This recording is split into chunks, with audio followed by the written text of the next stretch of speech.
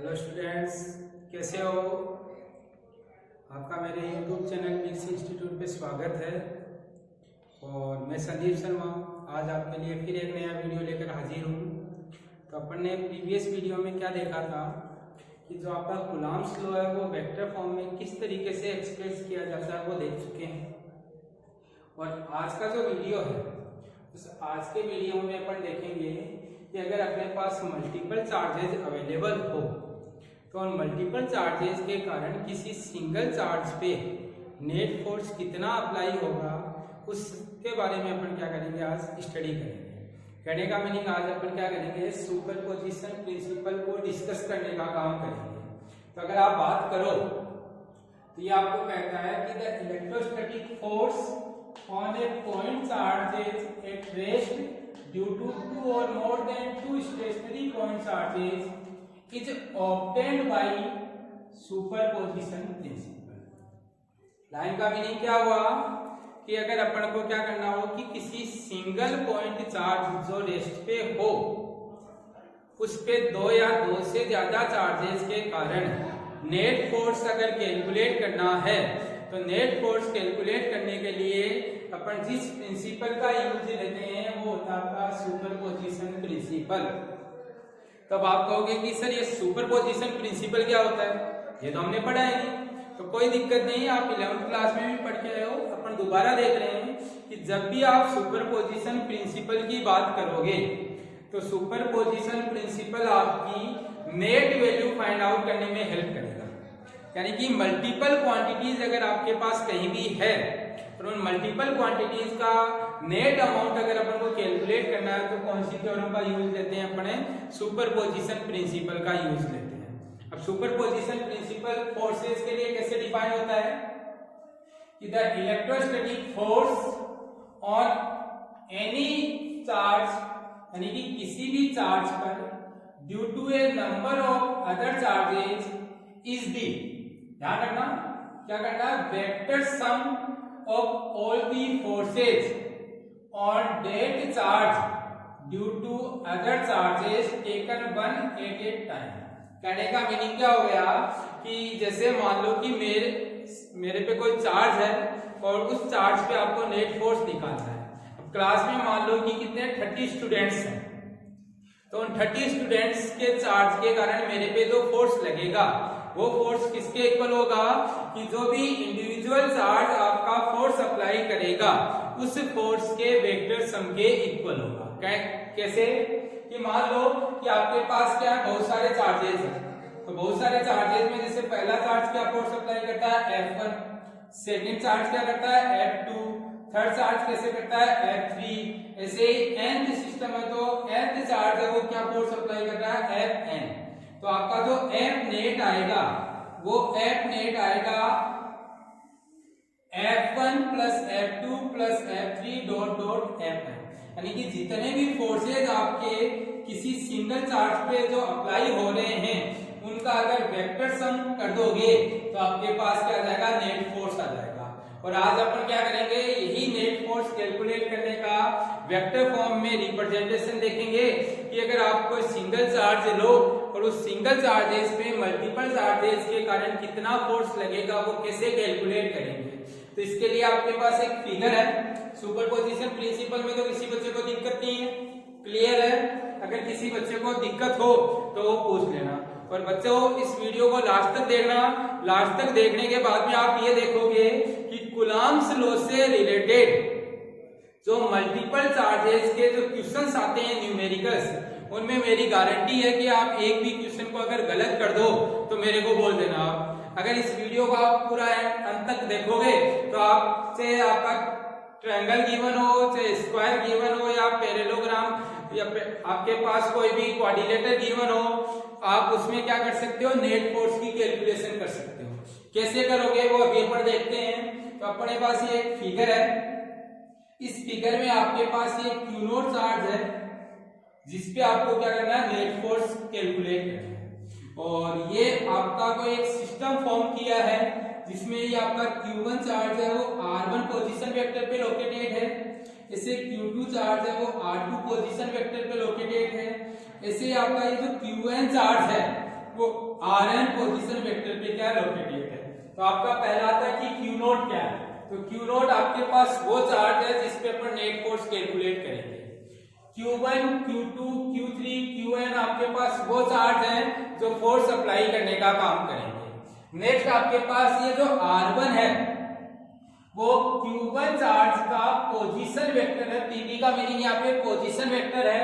तो Q1 charge का position vector है किसके रेस्पेक्ट में, ओरिजिन के रेस्पेक्ट में। तो आपका जो R1 है वो पोजीशन वेक्टर ऑफ Q1 है, ऐसे R2 है वो पोजीशन वेक्टर ऑफ Q2 है, ऐसे Rn है वो पोजीशन वेक्टर ऑफ Qn है, और R0 है वो position vector of Q note है। यहाँ तक कोई दिक्कत नहीं है। तो अब अपने को क्या करना है कि ये जो Q1 चार्ज है, Q2 चार्ज है, Qn चार्ज है, इस Q नोट चार्ज पे कितना फोर्स अप्लाई करेंगे उसकी कैलकुलेशन करनी है। तो इसके लिए आपको इस डिस्टेंस की भी रिक्वायरमेंट पड़ेगी। तो इस Q1 चार्ज की Q नोट से जो डिस्टेंस है वो R01 है, Q2 की जो डिस्टेंस है वो R02 है, और Qn की जो डिस्टेंस है वो क्या आपके पास R0 है। तो इस तरीके से आपके पास इस फिगर में कौन सी टर्म का क्या मीनिंग है वो अपन ने देख लिया। इस Q1 चार्ज के कारण Q नोट चार्ज पे जो फोर्स लगेगा उसको अपन किससे लिख रहे हैं, F01 से लिख रहे हैं। तो आप यहाँ से F01 का क्या मीनिंग है, force on Q naught due to Q1, यानी इस Q नोट पर Q1 के कारण फोर्स कितना लगेगा वो देख रहे हैं। और अपन ये देख चुके हैं कि फोर्स इज इक्वल टू होता है K Q1 Q2 अपॉन में R स्क्वायर, और वेक्टर फॉर्म में लिखोगे तो अपन यहाँ R के भी लिख देते हैं। तब आपके पास पहला चार्ज तो है Q1, दूसरा चार्ज Q नोट, इन दोनों के बीच की डिस्टेंस है R01। तो K की वैल्यू रख दी 1/4 सारे note, Q1 Q naught upon में डिस्टेंस है R01, तो R01 का स्क्वायर, और यूनिट वेक्टर हो गया इसकी डायरेक्शन में R01 के। तो आपका R01 क्या है, unit vector directed from Q1 to Q naught, यानी कि इस Q1 से Q नोट की तरफ जो फोर्स लग रहा है उस फोर्स की डायरेक्शन में जो यूनिट वेक्टर है वो आपके पास क्या है, R01। ऐसे आपका इस Q2 के कारण इस Q नोट में जो फोर्स लगेगा वो F02 है। तो अपन ने F02 है उसकी वैल्यू ले ली थी 1/4 सारे naught, Q note Q2 upon में डिस्टेंस हो गई R02, तो R02 का स्क्वायर, और इसकी डायरेक्शन में यूनिट वेक्टर हो गया आपके पास R02 के। तो आपने यहाँ लिख दिया R02 के, कोई दिक्कत नहीं है। नेक्स्ट आपका F0n निकालो। तो F0n है force at Q naught due to Qn, और इसको भी कैसे निकालोगे, 1/4 सारे naught Q naught into Qn upon में R0n का स्क्वायर R0n के। यानी आपने क्या कर लिए, इंडिविजुअल फोर्स निकाल लिए कि Q1 के कारण कितना लगा, Q2 के कारण कितना लगा, Qn के कारण कितना लगा। अब सुपरपोजिशन प्रिंसिपल से आप क्या लिख सकते हो कि आपका जो नेट फोर्स F0 है वो इंडिविजुअल फोर्स के वेक्टर सम के इक्वल होगा। तो पहले चार्ज का फोर्स F01 हो गया, दूसरे चार्ज का फोर्स F02 हो गया, और nth चार्ज का फोर्स आपके पास कितना हो गया, F01 हो गया। सबकी वैल्यू पुट कर दिए पड़े तो ये आ गया। अब इसमें अगर आप देखोगे तो 1/4 सारे नोट, और Q नोट है वो कॉमन आ रहा है, अपन ने ये कॉमन निकाला। तो यहाँ बचा आपका Q1 अपॉन में R01 का स्क्वायर R0 के, ऐसे ही Q2 अपॉन में R02 का स्क्वायर R02 के, और ऐसे आपके पास Qn अपॉन में R0n का स्क्वायर R0n के। और इसको अपन समेशन की फॉर्म में लिखे तो sigma i equal to 1 to n Qi upon में R0i का स्क्वायर R0i के। तो ये हो गया आपके पास कि किसी भी सिस्टम में अगर मल्टीपल चार्जेस अवेलेबल हो तो उनके कारण किसी सिंगल चार्ज पे नेट फोर्स कितना लगेगा वो। तो अगर आपको superposition principle for electrostatic force पूछ लिया जाए तब तो आपको ये एक्सप्लेन करना है। नेक्स्ट आपको इस प्रिंसिपल पे बेस्ड क्या पूछते हैं, कुछ क्वेश्चंस पूछते हैं, या ऐसे बोल सकते हो न्यूमेरिकल पूछते हैं, और उन्हीं न्यूमेरिकल्स को सॉल्व करने की मैं आपको आज ट्रिक दे रहा हूँ। और इस ट्रिक को अगर आप अप्लाई करोगे तो इस ट्रिक के बेसिस पे आप कूलॉम्स लॉ से रिलेटेड जो मल्टीपल चार्जेस के क्वेश्चन है उनको कभी भी गलत नहीं करोगे। तो पहला पॉइंट तो आपको इसमें ये ध्यान रखना है कि जो इलेक्ट्रोस्टैटिक फोर्स होता है बिटवीन 2 पॉइंट चार्जेस, यानी कि आपके पास ये कोई दो चार्ज है Q1 और Q2, और इन दोनों चार्ज के बीच में लगने वाला जो फोर्स है वो कभी भी अफेक्टेड नहीं होता है कि आपके पास अदर चार्ज अवेलेबल हैं या नहीं है। कहने का मीनिंग, अगर मैं इसके पास Q3 चार्ज रखूंगा या Q4 चार्ज रखूंगा और मैं फोर्स निकालना चाहता हूं इन दो के बीच में, तो इन दो के बीच का फोर्स ये आएगा, कहीं भी आपका Q3 नहीं आ रहा है, कहीं भी Q4 नहीं आ रहा है।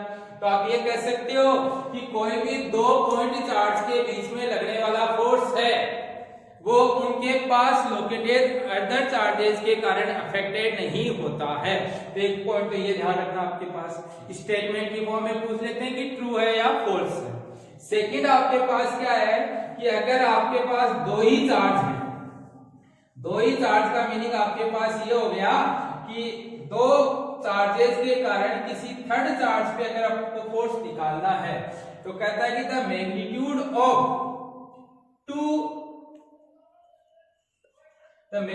Of resultant of two electric force is given by, यानी कि अगर आपके पास दो इलेक्ट्रिक फोर्स हो और उनका रिजल्टेंट का मैग्नीट्यूड निकालना है तो मैग्नीट्यूड निकालने का फॉर्मूला तो ये है और डायरेक्शन निकालने का फॉर्मूला ये है। अब ये कोई नया फॉर्मूला नहीं आया है, 11th क्लास में आपके पास दो वेक्टर होते थे, एक P वेक्टर और एक Q वेक्टर, और उनके बीच का एंगल अगर थीटा होता था और उनका रिजल्टेंट अगर r होता था तो आप क्या करते थे, r निकालने का फॉर्मूला था under root p square plus q square plus 2pq cos theta. उसी फॉर्मूले को अपन ने यहाँ मॉडिफाई किया है। और डायरेक्शन कैसे निकालते थे, alpha is equal to tan inverse q sin theta upon में p plus q cos theta, ऐसे निकालते थे। तो ये आपके पास ये अल्फा इसकी डायरेक्शन होगी। तो यानी कि आप रिजल्टेंट फोर्स की मैग्नीट्यूड कैलकुलेट कर सकते हो और डायरेक्शन कैलकुलेट कर सकते हो। अब आता है कि सर ये फॉर्मूला यूज कैसे आएगा, तो ये फॉर्मूला यूज लेने के लिए आपके पास कुछ स्पेशल केस है जो पॉइंट की फॉर्म में लिखे। तो स्पेशल केस में पहला पॉइंट लिया है कि F1 और F2 दोनों का मैग्नीट्यूड सेम हो और दोनों के बीच का एंगल कितना हो, 90 डिग्री का। अब ये वाला केस बनेगा आपके पास कि ये आपके पास कोई स्क्वायर दे दिया, ये A हो गया, ये भी A हो गया, ये भी A हो गया, ये भी A हो गया। अब मैंने यहाँ पे कोई चार्ज क्यू रख दिया, यहाँ पे भी कोई चार्ज क्यू रख दिया, यहाँ पे भी कोई चार्ज क्यू रख दिया, यहाँ पे भी कोई चार्ज क्यू रख दिया। अब मैं ये कहूं कि इन दोनों चार्ज के कारण इस पे फोर्स निकालो, तो इसका फोर्स तो आपको इधर मिलेगा और इसका फोर्स आपको इधर मिलेगा। अब इसका फोर्स होगा के क्यू स्क्वायर कोण में ए स्क्वायर, इसका फोर्स भी क्या होगा के क्यू स्क्वायर कोण में ए स्क्वायर। अब इन दोनों का अगर आप नेट निकालोगे, यानी अभी आपको इस क्वेश्चन में केवल इन दो का नेट निकालना है, तो इन दो का नेट निकालोगे तो ये एफ नेट आपका जो होगा वो किसके इक्वल होगा, अंडर रूट 2f के इक्वल होगा। इस फॉर्मूले में f1 और f2 की जगह f रखो और थीटा की जगह 90 रखोगे तो ये तो 0 हो गया, और f का स्क्वायर प्लस f का स्क्वायर कितना हो जाएगा, रूट 2 है। तो यहाँ जो f नेट आएगा वो आएगा रूट 2f, और जो डायरेक्शन आएगी वो कितनी आएगी, 45 डिग्री। अब इन दो का तो निकाल लिया आपने, अब इसके कारण इसमें जो फोर्स लगेगा वो आपके पास f डैश हो गया। तब आपका f नेट डैश कर देते इसको, और ये f नेट निकाले तो f net dash plus f dash. अब ये वाला फोर्स निकालने के लिए ये डिस्टेंस निकालनी पड़ेगी। अभी अपन को यही समझना है कि अगर कोई दो फोर्सेस एक दूसरे के साथ कितने डिग्री पे हो, 90 डिग्री पे हो, और उनका दोनों का मैग्नीट्यूड सेम हो, तो उनका नेट आएगा अंडर रूट 2f के इक्वल और डायरेक्शन आएगी 45 डिग्री के। कोई दिक्कत नहीं है। तो ये ए केस हो गया आपके पास। अगर आप बी केस की बात करोगे तो बी केस में आपको इस बार एंगल कितना दे दिया है, 60 डिग्री, और 60 डिग्री दे दिया तो आप इसके लिए इक्विलेटरल ट्रायंगल फॉर्म कर दो। ये आपका क्यू चार्ज है, ये भी क्यू चार्ज है, ये क्यू चार्ज है, और ये आपकी इनकी बीच की डिस्टेंस है ए, यानी कि साइड है ए। इस पर इनके कारण फोर्स निकालोगे तो इसका फोर्स इधर हो गया और इसका फोर्स इधर हो गया, ये भी F फोर्स आएगा, ये भी F फोर्स आएगा। ये एंगल 60 है तो ये वाला एंगल भी कितना हो जाएगा आपके पास 60। तो यहां से F नेट है वो डायरेक्टली आप लिख सकते हो √3F और अल्फा इज इक्वल टू कितनी डिग्री लिख सकते हो 30 डिग्री। ये आपके पास सेकंड केस हो गया। तो आपको ध्यान रखना है कि दो फोर्स इक्वल हो और उनके बीच का एंगल 60 डिग्री का हो तो direct F net is equal to कितना लिख सकते हो √3F और डायरेक्शन आ जाएगी alpha is equal to 30 degree, कोई दिक्कत नहीं है। थर्ड केस अगर आप देखोगे तो आपको ये कह दिया कि एंगल कितना हो 45 डिग्री, तो 45 डिग्री हो तो उस टाइम पे आपके पास जैसे ये F है और ये भी F है और इस टाइम पे इनके बीच का एंगल कितना दे दिया अपन ने 45 डिग्री। तब आपके पास नेट आएगा 2 + √2 की पावर 1/2F और अल्फा आएगा 22.5 डिग्री। वैसे ये वाला केस कम ही मिलेगा आपको देखने को, फिर भी आपको ध्यान रखना है कि अगर कोई भी दो इक्वल फोर्स के बीच का एंगल 45 डिग्री हो तो उस टाइम पे आपका जो नेट निकालने का फॉर्मूला बढ़ेगा वो बढ़ेगा आपके पास ब्रैकेट में 2 + √2 की पावर 1/2F या √2 + √2F के इक्वल आएगा आपके पास और डायरेक्शन 22.5 डिग्री आ जाएगी। नेक्स्ट डी कंडीशन कह रहा है कि दोनों फोर्स इक्वल हो और एंगल कितना हो 120 डिग्री का। ये वाला केस कहां देखने को मिलेगा कि जैसे अपन ने ये कोई इक्विलेटरल ट्रायंगल लिया और इस पे अपन ने दो तो प्लस चार्ज रख दिए और एक क्या रख दिया माइनस चार्ज रख दिया और किसी एक प्लस चार्ज पे फोर्स निकाल रहे हैं। तो प्लस चार्ज पे फोर्स जैसे इस पे निकालना आपको, तो इस पे निकालना है तो इस चार्ज के कारण तो रिपल्सन होगा तो ये F आएगा और इस चार्ज के कारण अट्रैक्शन होगा तो ये F आएगा।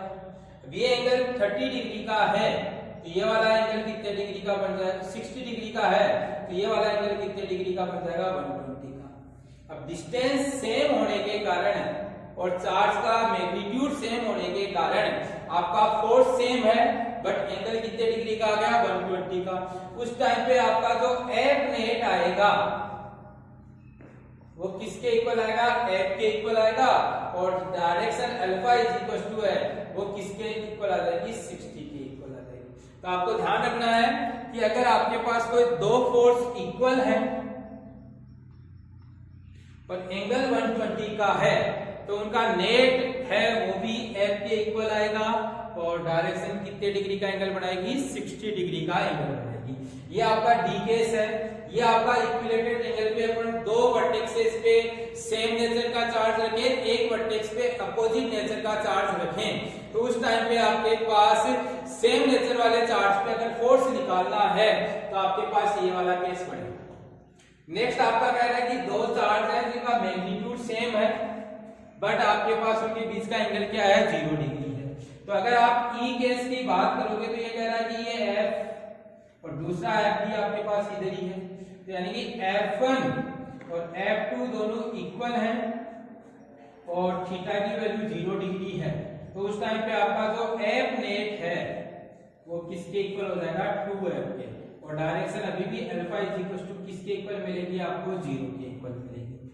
और लास्ट केस है वो कह रहा है कि एक फोर्स तो आपका इधर है और एक फोर्स आपका इधर है यानी कि दोनों फोर्स एक दूसरे के अपोजिट हैं और उनका मैग्नीट्यूड सेम है तो उस टाइम पे आपके पास जो F नेट आएगा वो किसके इक्वल आएगा 0 के इक्वल आएगा। तो ये बच्चों आपके पास कुछ स्पेशल केसेस हैं जो आपकी क्या करेंगे न्यूमेरिकल में हेल्प करेंगे। आप ये पॉइंट्स को याद रखना। अगले वीडियो में अपन जब क्या करेंगे इन पे बेस्ड कुछ क्वेश्चंस को डिस्कस करेंगे तो वहां देखेंगे कि इनका डायरेक्ट यूज कैसे आ रहा है।